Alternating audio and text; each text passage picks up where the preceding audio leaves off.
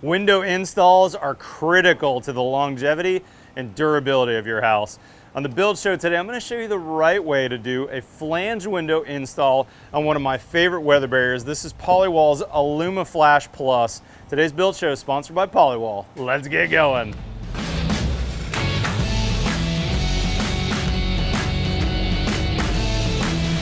All right guys, coming to you from a charity build. Our company's building this tiny house inside Community First Village, which is a really interesting village that's helping end homelessness in Austin, Texas.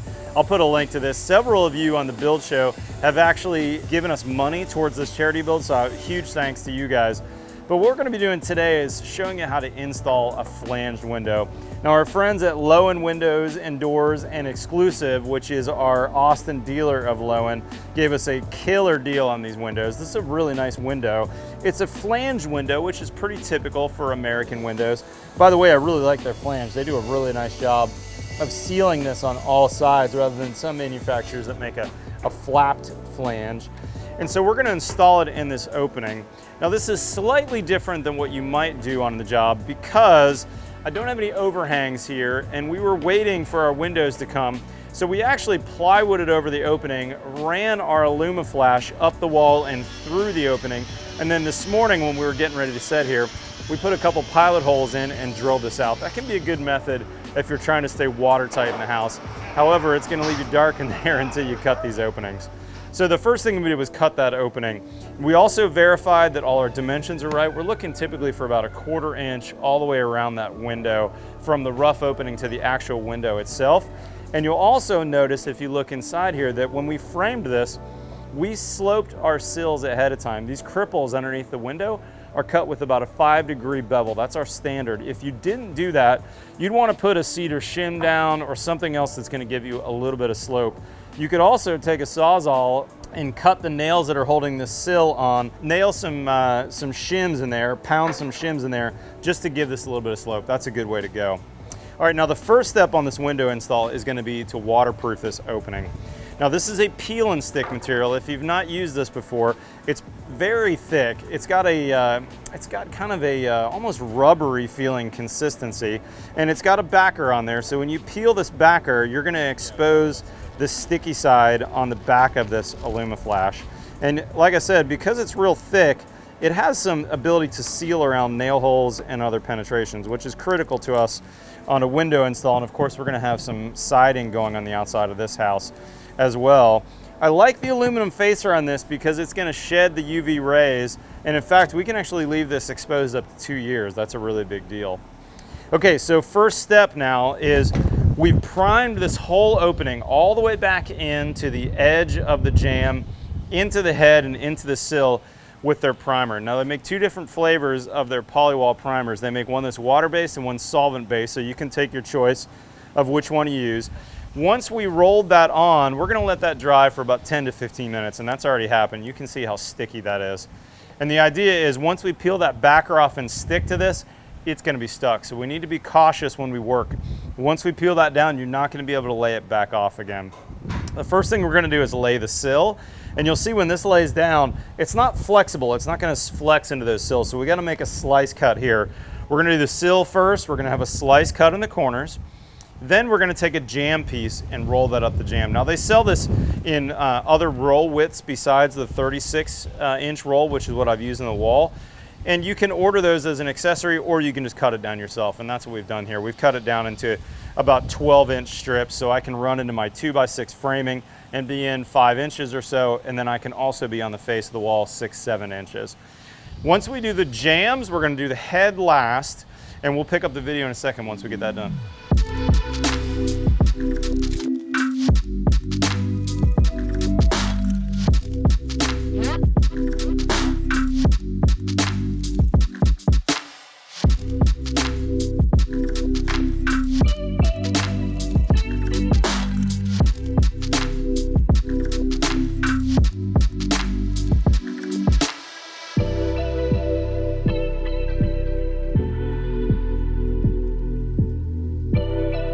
All right, so big thanks to Saul, our builder over here, for helping me get this prepped. You can see that we're flapped in on all sides now, and we've come into the opening with our PolyWall Aluma Flash. So now my waterproofing actually extends back into the jamb. Next step on this is we're gonna use some of their Blue Barrier 2200. Tajima gave me this really nice gun, by the way. This is a 2-in-1. You can use this as a sausage gun or a standard 10-ounce caulking tube will fit in there. If you're not familiar with these, the commercial guys use them all the time. A little less common to see a sausage gun like this in residential, but they're really straightforward. Drop that tube in, bring it all the way to the top and poke a couple holes with your knife and then screw on the top.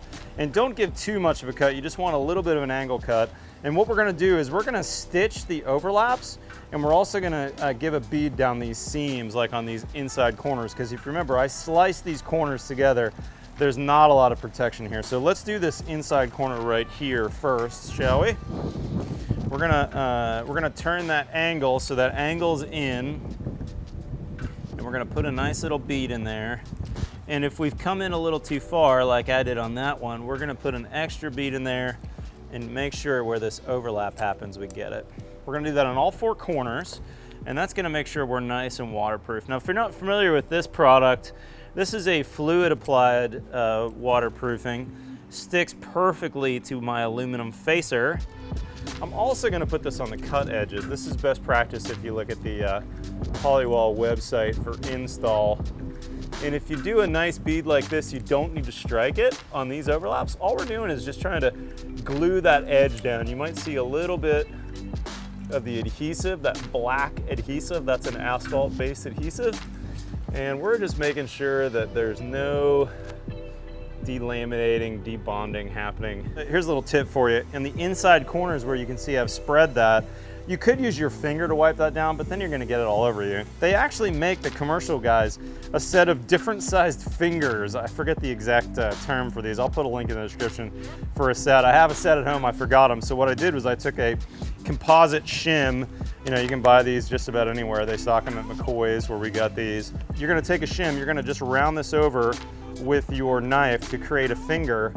And all that's gonna do is give you a way to knock down that corner.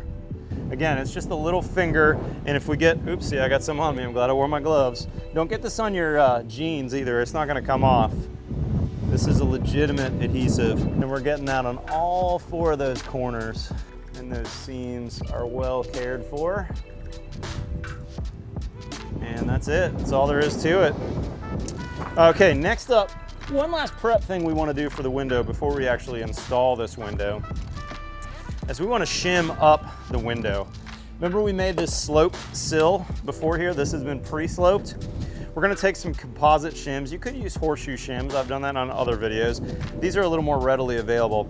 The nice thing about these is they snap off. I'm going to snap these off just a 1.5 inches in so I have a small piece. You'll see where I'm going to use this later. And then I'm gonna measure the depth of my window. This is critical. Check this out. This is the outside part of the window. This is the nailing flange. And then this part of the window, this part of the jamb on these Loewen windows is gonna be inside the house. I don't want the shim sticking out beyond there because I'm gonna back caulk this window for air sealing and waterproofing. So see this distance here? It's about another 2 inches. I wanna take this shim and snap off about another 2 inches there. Now see that shim? That shim's gonna be inside my jamb so I can stuff a backer rod in there later and back caulk this. You'll see that in a second. But I've done this for 3 or 4 shims, depending on the width of your window. You wanna go wide enough you're gonna get some support. And like I said, keep these small cut pieces. We're gonna use those in a minute. We're sloped this way, so we're gonna take the fat part of the shim to make a flat sill again. I'm gonna lay these down just loose on the window. Smaller window might only need 3. I'm gonna use like 4 of these. I'm gonna line these up with the front face of the window. And then you'll see in a second, when we put that window down there, that's gonna bring the window up. It's still gonna be level at the sill. And then if I ever had an issue in the future with a window leak, with water getting past that window, it's gonna land on that Aluma Flash and it's gonna run out.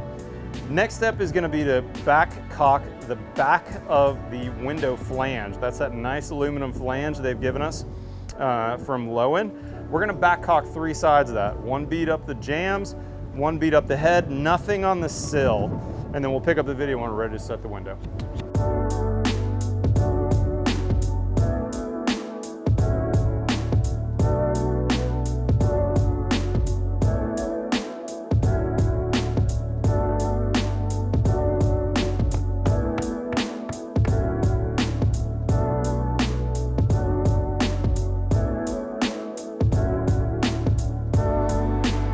Carpenters did a great job installing this window. Let me walk you through a couple critical steps. Remember, we've got those shims on the sill so the window is lifted up a little bit. We need a good level surface for that window to go on. When they set the window into the hole, they're number one, checking to make sure it's level. We would have shimmed it a little bit more if we needed to get the sill nice and level. And then we put the level up against the jamb. We're looking to see to make sure that window is plumb. And then once we get the window plumb and level, then we're gonna nail off the sides. Now we put a nail in every spot around the flange on 3 sides, and then because we put that Blue Barrier 2200 on the head and the jambs, you're gonna see a little bit of squeeze out here. You're gonna notice no squeeze out on the bottom. Remember, we do not want anything on jamb. The idea is if this window ever has a problem in the decades to come, we want that water to be able to leak out. You also notice I gave them some shims to put in right as they were nailing this bottom flange in a couple places. I want that flange just to have a little bit of a weep spot and not be perfectly tight up against my Aluma Flash here, so that if any water or moisture gets back there, it can leak out or drip out onto the face of my PolyWall Aluma Flash. All right, now to finish the install up, we're gonna cut some jamb pieces. We're gonna use probably a 6-inch piece on here. It doesn't have to be critical, it can be slightly wider if you want. And you can see I'm just smoothing this down with my hands, but when I'm done with that, I'm gonna grab a J-roller of some variety and give it some pressure. Really important. This is a pressure sensitive adhesive. We want to really stick it good. We're gonna put some pressure on the window flange and that. And then the final piece, we cut this a little wider over my jamb piece. You know, notice on my jambs, I only went up maybe an inch or so because I want this final piece to cover all that. And then we're gonna use a little bit of detail sealant over top of that when we're all done. Thanks for your help, Saul. Okay, so when Saul and I put this up now, we're gonna put it right onto the flange of the window. Okay, so now we got that on that flange, and you'll notice now when I flap that up, it's going over top of my jamb. We wanna make gravity work with us. Oh yeah, that looks good. I got a little bubble in there, but that won't hurt anything. We have some Equitone siding going on this house later. Hopefully I'll make a video on that. That's a pretty cool siding choice from Michael Shue Architects, who did the architecture on this tiny house. This is a really neat village. By the way, we had about 250 of you donate $75 or more on this project towards construction, because this is a charity build. I got a bunch of our subs to donate their time. We got a bunch of material suppliers to either give us some free things or give it to us at a severe discount. We've had a lot of kindness on this project. Only about 100 of you gave me your address though. I owe you a hat if you donated $75 or more. And if you still want to donate, I'd love for you to. I'll put a link to the GoFundMe page on here. And like we did earlier, we're just gonna go around this thing and do just a little bit of this Blue Barrier 2200 to detail all the seams. I'll finish that up and then I'll meet you on the inside for the last step on the window install.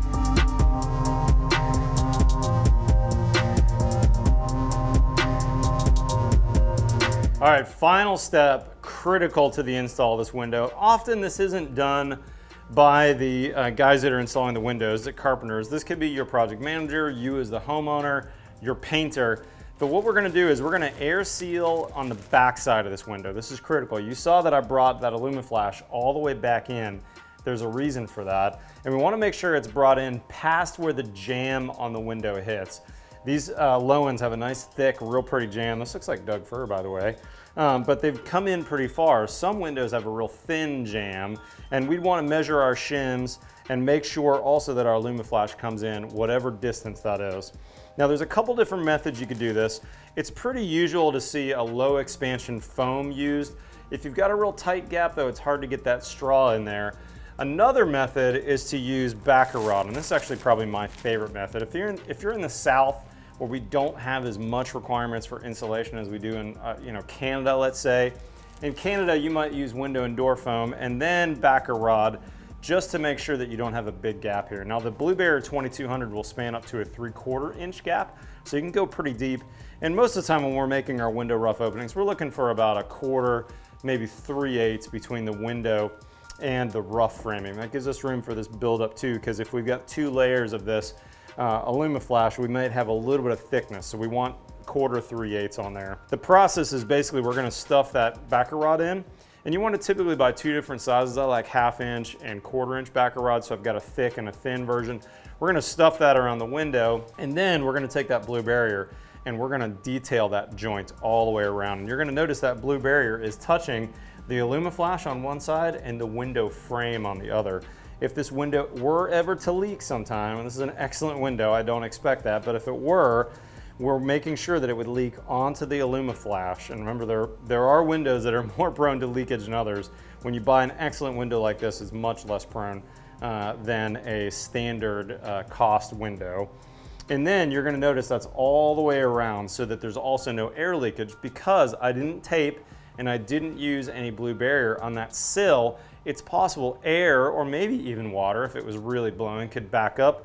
This joint is gonna make sure it doesn't get into the house, and we're air sealed. Guys, big thanks to all our friends out there that helped on this project. Many of you, as I mentioned, donated to this as well. This is a really cool community that in time will help end homelessness here in Austin, Texas, which is a huge issue across the nation in every big city. Big thanks to the friends at Community First, which put all this together and allowed builders like me and architects like Michael Shue here to be a part of what's happening here. What an incredible thing that's going on here. And big thanks to PolyWall for sponsoring today's video. Amazing product. Check out my other video I've got coming out shortly, talking about why it's really an incredible product if you're in climate zone 1, 2, or 3A, basically the South. This is an incredible product. Even though it's zero perm, you don't need to worry about that if you're in the deep South, and we've got the Woofy models to prove it. And like I said earlier, it's got a 2-year UV exposure rating, so that's a really big deal. And lastly, the other thing I like about it, because it's aluminum face, I could take my stencil. I buy those at stencilsonline.com. I can stencil my logo on there, and I can put my own logo on the outside of this project. Good stuff. Guys, if you're not currently a subscriber, hit that subscribe button below. We've got new content every Tuesday and every Friday. Follow me on Twitter and Instagram. Otherwise, we'll see you next time on The Build Show.